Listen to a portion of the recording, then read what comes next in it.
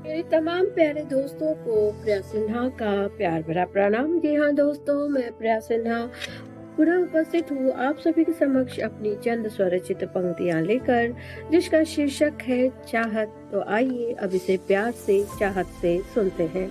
चाहत। अब मुझे जीने की चाहत नहीं होती, अब मुझे जीने की चाहत नहीं होती, और मुझे मौत से भी घबराहट नहीं होती, और मुझे मौत से भी घबराहट नहीं होती। मर ही जाऊं मैं अब तो बेहतर होगा, मर ही जाऊं मैं अब तो बेहतर होगा, क्योंकि जीने से मेरी किसी को राहत नहीं होती, क्योंकि जीने से मेरी किसी को राहत नहीं होती। जी हाँ मेरे दोस्तों, तो आपने अभी भी सुना मेरी स्वरचित चंद पंक्तियाँ, जिसका शीर्षक था चाहत। लेकिन इसमें मैंने काफ़ी नकारात्मक शब्दों का प्रयोग किया है।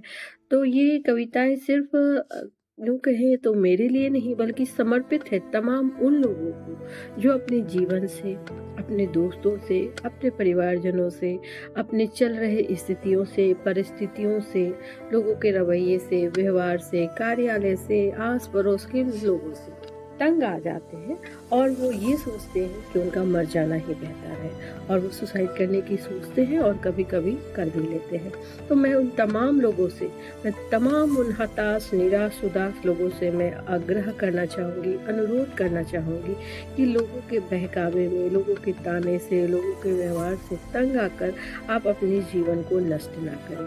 क्योंकि कुछ लोग हमारे आसपास, हमारे माहौल में, हमारे परिवेश में, हमारे परिवार में, हमारे पड़ोस में कुछ लोग ऐसे ज़रूर होते हैं जो हमें उकसाते हैं कुछ गलत कदम उठाने को, और हमें बार-बार इस तरह से प्रताड़ित करते हैं, हमें इस तरह से यातनाएँ पहुँचाते हैं, हमारे ऊपर तानाकशी करते हैं, हमारे ऊपर हमें उकसाते हैं ताकि हम कोई गलत कदम उठा लें। हमारा किया गया अच्छा व्यवहार भी उन्हें अच्छा नहीं लगता है, या फिर यूँ कहें ईर्ष्यावश आकर वो हमें चाहते हैं कि वो हम कुछ ऐसा गलत कदम उठा लें जिससे हम उनके सामने ना रहें, जिससे हम उनके प्रतिस्पर्धा में ना रहें, हम आगे ना बढ़ें, हम कुछ अच्छा ना करें ताकि वो वो आगे रह सके। तो मैं आप तमाम लोगों से यही गुज़ारिश करूँगी, यही अनुरोध करूँगी कि कृपया दूसरों की बातों में आकर अपने अनमोल जीवन को नष्ट ना करें, अपने अनमोल समय को, अपने अनमोल जीवन को व्यर्थ ना गवाएँ।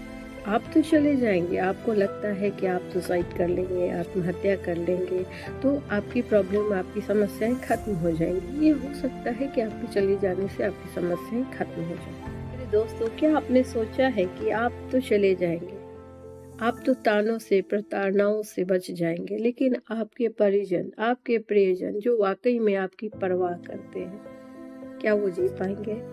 क्या वो आपके बिना रह पाएँगे? क्या उन्हें फिर तानों का, प्रताड़नाओं का सामना नहीं करना पड़ेगा? तो क्या ये वो भी वही कदम उठाएँगे जो आपने उठाया? आप सोच कर देखें। नहीं ना, वो ऐसा कदम तो नहीं उठाएँगे जैसा आपने उठाया। तो मैं आपसे गुज़ारिश करना चाहती हूँ कि बहुत सारे लोग ऐसे होते हैं हमारे जीवन में, हमारे आस-पास, हमारे घर में, कार्यालय में, परिवार में, मित्रजन में, पड़ोस में, राह चलते कुछ ऐसे लोग हमें ज़रूर मिलते हैं जो हमें हर तरीके से हतोत्साहित करना चाहते हैं, जो ये चाहते हैं कि हम स्वयं ही हार कर अपनी जीवन लीला समाप्त कर लें, ताकि वो हमसे आगे बढ़ सके, ताकि वो हमसे बेहतर दिख सके, ताकि वो हमसे बेहतर खुद को प्रस्तुत कर सके। तो हम किसी के बहकावे में आकर, किसी की तानों भरी बातों में आकर, किसी की गलत वचनों को सुनकर हम अपने जीवन को क्यों बर्बाद करें? वो ना तो हमें वो ना तो हमें आगे बढ़ा रहे हैं, वो ना तो हमें हमारा खर्च उठा रहे हैं, वो ना तो हमें जीना सिखा रहे हैं, वो ना तो हमें कुछ दे रहे हैं, तो फिर हम उनकी बातों को अन्यथा क्यों लें? अगर हम सही राह पे चल रहे हैं, अगर हम कुछ अच्छा कर रहे हैं, तो हम उसे अच्छा को आगे बढ़ाने की सोचें। लोगों को क्या फ़र्क पड़ता है, लोग क्या सोचते हैं, लोग क्या करते हैं, उस पे हमें क्यों ध्यान देना? तो मैं आप सभी लोगों से गुज़ारिश करूँगी कि इस तरह हिम्मत ना हारें। आप सही राह पर यदि चल रहे हैं तो कठिनाइयाँ अवश्य आएँगी, कठिनाइयों का सामना करें, हिम्मत से रहें, डट कर रहें, और ऐसे लोगों को अपने कर्तव्यों से, अपने कर्मों से, अपने वचनों से जवाब दें, ना कि कायर की तरह, डरपोक की तरह आत्महत्या का सोचें या फिर आत्महत्या कर ही लें।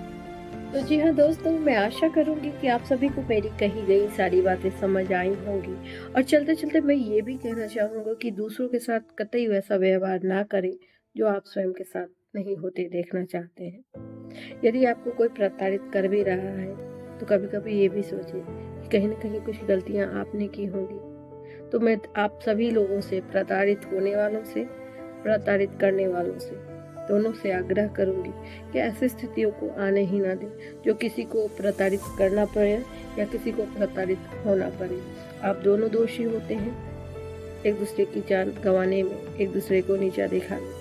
तो मैं आप सभी लोगों से आग्रह करूंगी कि ऐसी स्थिति को आने ना दें जिससे किसी को प्रताड़ित होना पड़े या जिससे किसी को प्रताड़ित करना पड़े। आप तमाम लोगों से मैं रिक्वेस्ट करूंगी, अनुरोध करूंगी कि मनुष्य जीवन हमें एक बार मिलता है, बहुत युगों के बाद मिलता है। तो इस मनुष्य रूपी जीवन को अन्यथा यूं ही बेवजह बर्बाद ना करें, बल्कि खुशीपूर्वक रहें, अच्छे से रहें, ईमानदारी से रहें, सच के मार्ग पर चलें, सच्चाई से चलें, दोस्ती मित्रवत बन कर रहें, ताकि ऐसी स्थिति का सामना ना तो आपको करना पड़े, ना आपके द्वारा किसी और को करना पड़े। तो आज के लिए बस इतना ही। प्रिया सिन्हा को दीजिए अब इजाज़त। धन्यवाद। नमस्कार।